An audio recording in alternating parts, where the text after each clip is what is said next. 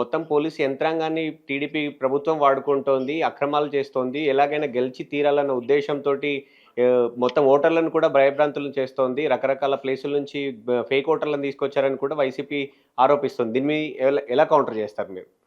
వాళ్ళెందుకు అలాంటి కంప్లెయింట్ చేయాలకండి? వాళ్ళకది కంచుకోట కదా! ప్రజలందరూ వాళ్ళు భయభ్రాంతులైతారు, లేకపోతే అభిమానులైతారు అని చెప్పి వాళ్ళు రొమ్ములు దిద్దుకొని చెప్పుకుంటున్నారు కదా! ఇప్పుడెందుకు కంప్లెయింట్ ఇవ్వడము? బ్రహ్మాండంగా వాళ్ళు 40 సంవత్సరాల నుంచి ఏ విధమైన ఫ్రీ పోలింగ్ జరగకుండా ఎలక్షన్స్ నడిపినారో దానికి ఈరోజు విఘాతం కలిగింది. ఈరోజు ప్రజాస్వామ్యబద్ధంగా ప్రజలు నిర్భయంగా ఈ ఓటు వేస్తే ఈ ఓటుకు పోతే మమ్మల్ని కొడతారు, మా ఆస్తులకు నష్టం చేస్తారు అనే భయాలు లేకుండా ఈరోజు ఓట్లకు వచ్చి ఓట్లు వేసిపోతున్నారు. ఇది ఈ రోజు ప్రజాస్వామ్యబద్ధంగా ఆంధ్రప్రదేశ్ లో పులివెందులలో జరుగుతున్న ఒక ఎంపీటీసీ జెడ్పీటీసీకి ప్రజాస్వామ్యబద్ధమైన ఓట్లు జరుగుతా ఉన్నాయి.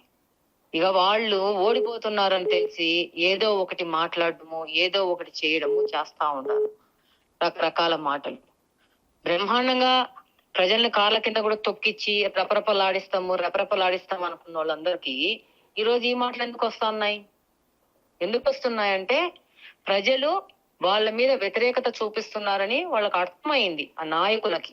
ఈరోజు ఆ నాయకులకి ప్రజలను ఏ విధంగా ఈ గత 40 సంవత్సరాల నుంచి కంట్రోల్లో పెట్టుకున్నామో వారి అలుపాదనలో ఉన్న ప్రజలు బయటికి వెళ్ళిపోతున్నారన్న భయంతో ఈ రోజు అప్రస్వాజామిక మాటలు మాట్లాడుతున్నారు.